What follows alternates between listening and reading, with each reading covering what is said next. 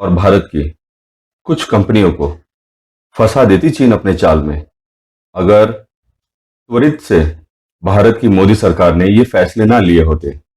समझने के लिए इस वीडियो को आगे देखते रहिए। नमस्ते दोस्तों, स्वागत है आपका अपने चैनल कड़वा है तो सच में। इस चैनल में हमारा ध्येय अपने इतिहास को जानना और वर्तमान को समझना है। अगर आपने अपने इस चैनल सब्सक्राइब नहीं किया है तो अभी सब्सक्राइब कर ले। तो दोस्तों, आज हम चीन द्वारा भारत की कुछ कंपनी में अपना हिस्सा बढ़ाया गया है, इसकी चर्चा और एनालाइज करेंगे कि इसके दूरगामी परिणाम क्या हो सकते थे। यह हरकत बिल्कुल वैसी है जैसे कि ब्रिटिश ईस्ट इंडिया कंपनी ने भारत में अपने पैर जमाने के लिए किए थे, यानी कि व्यापार के नाम से, व्यापार के बहाने से या किसी भी बहाने से किसी भी दूसरे देश में घुसो और धीरे से उसे अपने कब्जे में करने की कोशिश करो। चीन ने भारत के सबसे बड़े निजी क्षेत्र के बैंक यानी कि एचडीएफसी बैंक में अपनी हिस्सेदारी बढ़ा ली है। कोरोना के संकट काल में भारत के शेयर बाजार यानी कि निफ्टी और सेंसेक्स दोनों ही बहुत ज्यादा करेक्ट हो चुके हैं, यानी कि इंडेक्स बहुत ज्यादा गिर चुके हैं। इंडेक्स गिरे हैं तो बहुत सारी बढ़िया कंपनियां भी है जो अपने 52 हफ्ते की ऊंचाई से 40-50% तक नीचे ट्रेड कर रहे हैं, यानी कि माल सस्ता मिल रहा है। तो चीन ने क्या किया? चीन ने जैसे यूरोप के और अमेरिका के बहुत सारी कंपनियों को इस गिरावट के बाजार में अंधाधुंध खरीदना शुरू कर दिया है। कुछ तो सरकारी संयंत्रों द्वारा और कुछ चीन में ही स्थित कंपनियों द्वारा। कुछ यूरोपियन कंपनियों को तो चीन ने अधिग्रहण के हद तक खरीद लिया है। लेकिन भारत में अप्रैल के तीसरे हफ्ते में पीपल्स बैंक ऑफ चाइना के द्वारा एचडीएफसी बैंक में अपने सारे शेयर बढ़ाने की खबर आई तो फौरन सरकार हरकत में आ गई। पीपल्स बैंक ऑफ चाइना के वैसे पहले से ही 0.8% का हिस्सा एचडीएफसी बैंक में है, लेकिन इन्होंने और भी शेयर खरीदे हैं और माल उठाया है और अपना हिस्सा बढ़ाकर कर दिया है 1.01%, जो कि कोई बड़ी बात तो है नहीं। लेकिन मोदी सरकार को यह सब ठीक नहीं लग रहा है। क्यों नहीं लग रहा है, यह आपको आखिर तक देखने पर पता चल जाएगा। आज के विद्यमान एफडीआई रूल्स के हिसाब से एफडीआई 26% से लेकर 49% तक ही लिया जा सकता है किसी भी विदेशी कंपनी द्वारा। तो पीपल्स बैंक ऑफ चाइना ने तो सिर्फ 1.01% खरीदा है। तो प्रॉब्लम क्या है इसमें?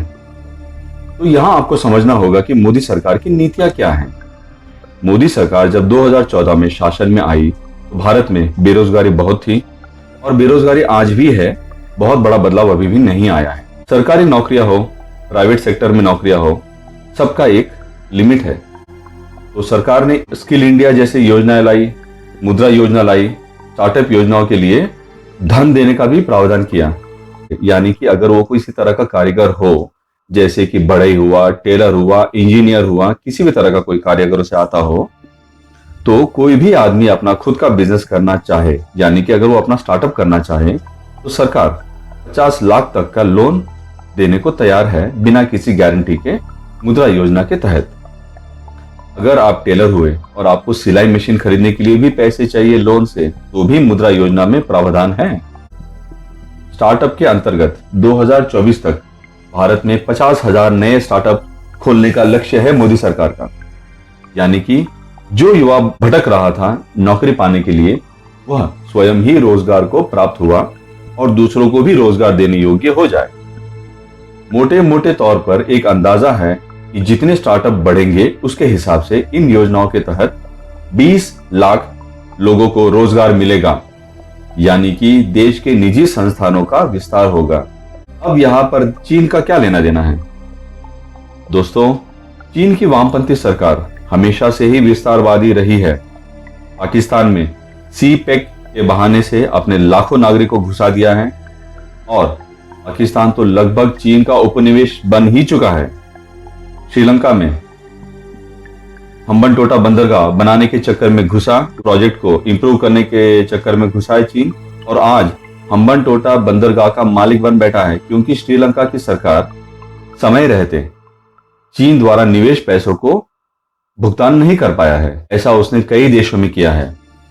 किसी भी देश में निवेश, व्यापार या आदि के चक्कर में खुद अपनी तरफ से पैसे देता है ऊंची दरों पे, और जब वो देश चीन के द्वारा धन का ब्याज या प्रिंसिपल लौटा नहीं पाता है तो उस प्रोजेक्ट को या तो उस देश के किसी भूभाग पर अपना कब्जा कर लेता है। यह चीन की फितरत है, यही चालाक चीन की चाल है। समझ गए दोस्तों कि मोदी सरकार को क्यों गलत लग रहा है इसमें। जब से मोदी सरकार ने स्किल इंडिया, मुद्रा योजना, स्टार्टअप आदि योजनाओं को लागू किया है, यह सारी योजनाएं चीन को खटक रही है, क्योंकि इससे भारत के चीन पर निर्भरता कम हो जाएगी 2030 आते आते। अब चीन ने योजनाओं को रुकवा तो नहीं सके, क्योंकि मोदी सरकार है, मौन लोगों की सरकार तो है नहीं। तो चीन ने क्या किया है कि जो भी नौजवान या तो कोई स्किल सीख रहा है या स्टार्टअप करना चाहता है, सरकारी बैंकों से उन्हें लोन मिल सकता है। लेकिन हमें पता है कि सरकारी लोन हो सकता है कि कुछ समय लगे, पेपर वर्क में, जांच पड़ताल करने में, इत्यादि प्रक्रिया में 2 से 3 महीने लग सकते हैं। ऐसे नौजवानों को बहुत ही कम समय में और सस्ती ब्याज दरों पे पैसे बैंकों से दिलाने का काम शुरू किया है चीन ने, और भारतीय बैंकों में अपना निवेश बढ़ाकर इसका फायदा उठाने की प्रत्यक्ष या अप्रत्यक्ष रूप से कोशिश की है।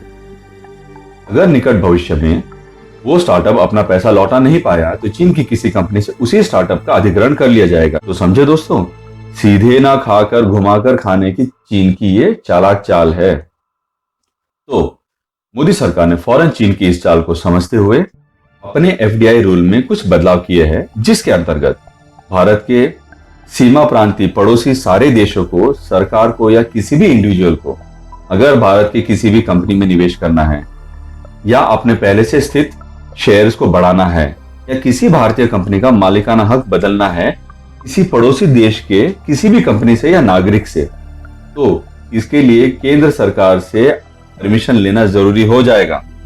कोरोना संकट काल में चीन या हमारे कोई भी पड़ोसी देश सस्ते दामों में किसी भी कंपनी में अपना स्टेक ना बढ़ा ले, इस संकट काल का गलत फायदा ना उठा पाए। तो दोस्तों समझ गए ना आप इसको। उम्मीद है कि मैंने आपको सरल भाषा में ये समझा पाया हो। तो दोस्तों आशा है कि इस वीडियो को देखकर आपको कुछ नया सीखने को मिला होगा। अगर कुछ नया सीखने को मिला हो तो इस वीडियो को लाइक और कमेंट जरूर करें और इस चैनल को सब्सक्राइब कर ले और बेल आइकन को भी दबा दें। तो दोस्तों आज के लिए आपसे मैं विदा लेता हूं। धन्यवाद। वंदे मातरम।